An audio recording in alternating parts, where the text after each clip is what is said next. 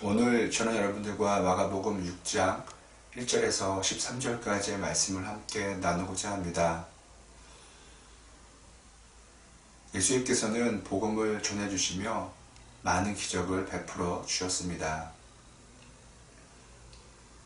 그래서 많은 사람들은 예수님을 믿게 되었고 예수님을 따르게 되었습니다. 하지만 예수님의 고향에서는 그렇지 않았습니다. 6절을 보면 고향 사람들이 예수님을 믿지 않은 것에 예수님께서는 놀라셨다는 내용이 나옵니다. 물론 고향 사람들의 마음을 이해 못하는 것은 아닙니다.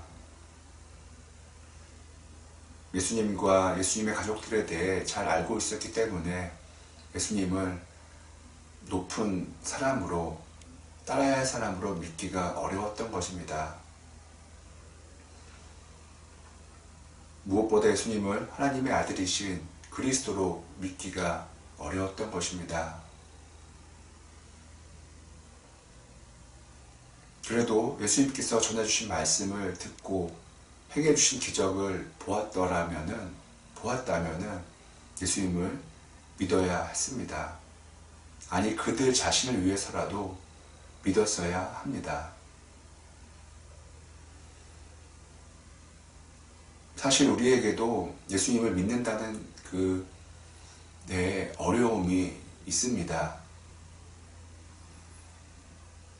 가장 기본적으로 여자 혼자서 아이를 낳는다는 것은 도저히 받아들일 수 없는 것입니다. 전혀 과학적이지 않기 때문입니다. 하지만 예수님께서는 그러한 상황 가운데에 이 땅에 오셨습니다. 그러므로 저희도 마음만 잘못 먹으면은 성경을 받아들이기가, 예수님을 믿기가 상당히 어렵다는 것입니다.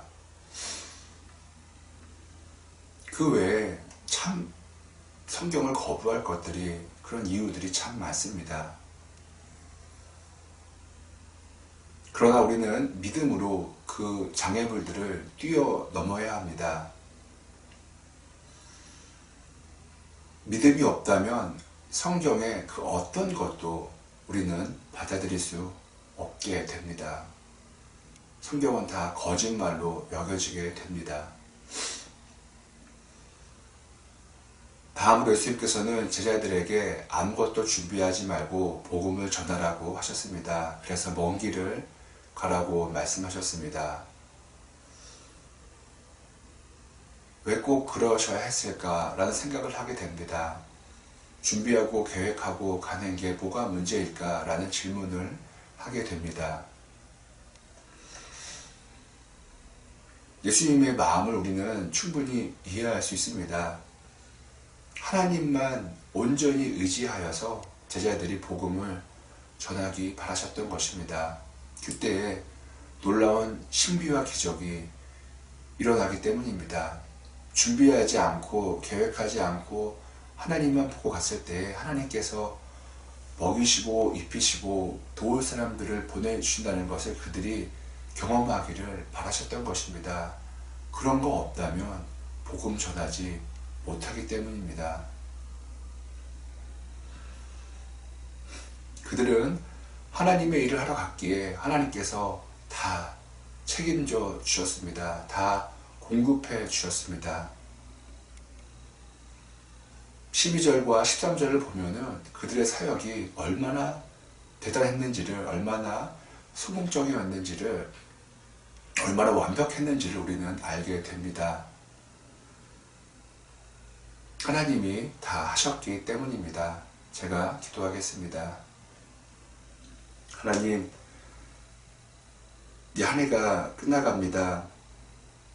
이제 새해를 맞이합니다. 많은 것 바라야 하지만 새해에는 더 큰 믿음 주셔서 맡겨진 사명 더 잘 감당하고 더 하나님의 마음에 기쁨이 되는 우리의 삶이 될 수 있게 도와주시옵소서. 하나님의 영광만을 위하여 마지막까지 달려갈 수 있게 도와주시옵소서. 감사합니다. 예수님의 이름으로 간절히 기도드립니다. 아멘.